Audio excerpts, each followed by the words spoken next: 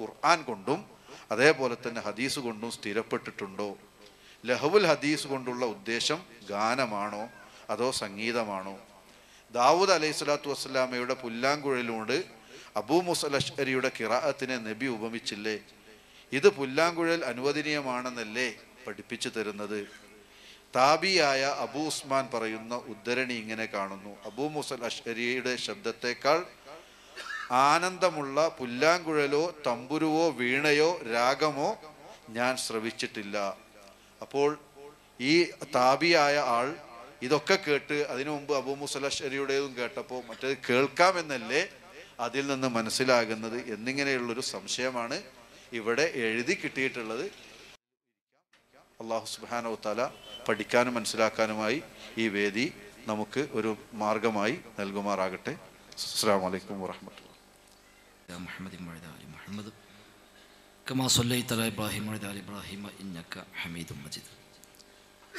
ഇവിടെ ഉന്നയിക്കപ്പെട്ട വിഷയം ഹദീസിൻ്റെ പ്രാമാണികതയും അതേപോലെ ഇന്ന് നമ്മുടെ നാട്ടിൽ വ്യാപകമായി ചില ആളുകൾ ചർച്ച ചെയ്ത് എത്തുംപിടിയും കിട്ടാതെ നട്ടം തിരിയുന്ന സിഹറുമായി ബന്ധപ്പെട്ട വിഷയത്തിൽ പ്രമാണങ്ങൾ എന്തു പഠിപ്പിക്കുന്നു എന്ന വിഷയവുമാണ് ഇവിടെ ചർച്ചയ്ക്ക് വന്നത്.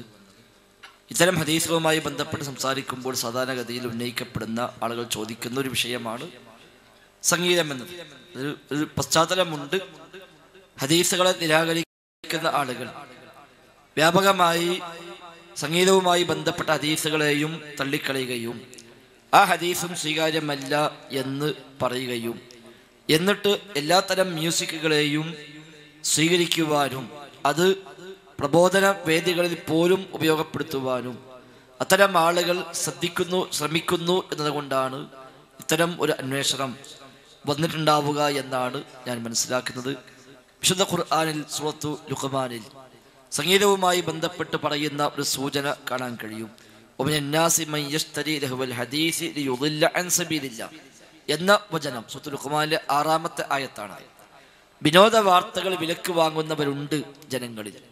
അള്ളാഹുവിൻ്റെ മാർഗത്തിൽ നിന്ന് ആളുകളെ തടയുവാൻ വേണ്ടിയാണ് അവർ അത് വിലക്ക് വാങ്ങുന്നത്.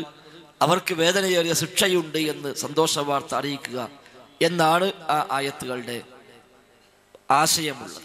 അമാനി മൗലവി റഹിമഹുല്ലാഹ് വിശുദ്ധ ഖുർആന്റെ പരിഭാഷയെ വ്യാഖ്യാനം രചിച്ചപ്പോൾ അതിൽ ഈ ആയത്ത് വിശദീകരിക്കുമ്പോൾ വളരെ വ്യക്തമായി സംഗീതവുമായി ബന്ധപ്പെട്ട് വന്ന പല റിപ്പോർട്ടുകളെയും അദ്ദേഹം അവിടെ എടുത്ത് കൊടുക്കുന്നുണ്ട്.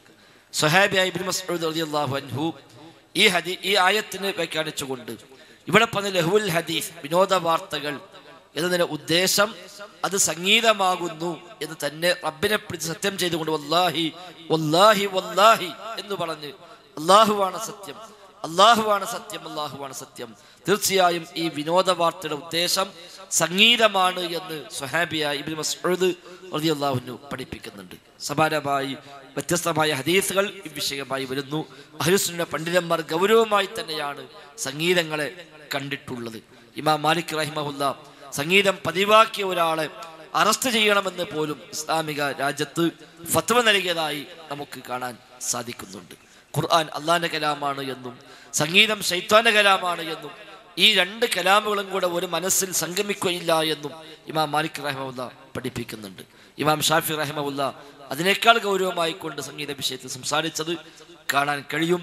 ഇമാം ഇബ്നുൽ ഖയ്യിം റഹിമഹുല്ലയുടെ ഇഗാസത്തുൽ ഹുഫാൻ പോലുള്ള ഗ്രന്ഥങ്ങളിൽ ഇത്തരം ധാരാളം ഉദ്ധരണികൾ അവർ എടുത്തു നൽകുകയും മുൻഗാമികളായ അഹ്ലുസുന്നയുടെ പണ്ഡിതന്മാർ ഇവിഷയമായി കണ്ട ഗൗരവത്തെ എടുത്തു കാണിക്കുകയും ചെയ്യുന്നുണ്ട്. ഇനി അബൂ മൂസ അശ്അരിയുമായി ബന്ധപ്പെട്ട് വന്നത് അദ്ദേഹം നല്ല ശബ്ദമുള്ള ആളാണ്. സുന്ദരമായ ശബ്ദത്തെ അദ്ദേഹം ഖുർആൻ ഓതുമായിരുന്നു. അല്ലാതെ അദ്ദേഹം വീണ വായിച്ചതോ അതല്ലെങ്കിൽ തബല വായിച്ചതോ ഒന്നുമല്ല. അബൂ മൂസ അശ്അരി റളിയല്ലാഹു അൻഹു എന്ന സ്വഹാബി നല്ല സുന്ദരമായ ശബ്ദത്തിന്റെ ഉടമയായിരുന്നു. അദ്ദേഹത്തിന് ഖുർആൻ ഓത്ത് നബി സ്വല്ലല്ലാഹു അലൈഹി വസല്ലം തങ്ങൾ പോലും പലപ്പോഴും കേട്ടു നിന്നതായി ഹദീസിൽ നമുക്ക് കാണാൻ സാധിക്കുന്നുണ്ട്. ആ ശബ്ദത്തെക്കുറിച്ച് പറഞ്ഞപ്പോഴാണ് പറഞ്ഞത് ഏറ്റവും സുന്ദരമായ ശബ്ദമാണ്. ഇതിനേക്കാൾ സുന്ദരമായ ശബ്ദം ഒരു വാദ്യോപകരണത്തിൽ നിന്ന് പോലും കേൾക്കാൻ പറ്റിയിട്ടില്ല എന്ന് പറഞ്ഞതിനർത്ഥം ഓലൊക്കെ വാദ്യോപകരണം കേൾക്കാറുണ്ടായിരുന്നു എന്നല്ല.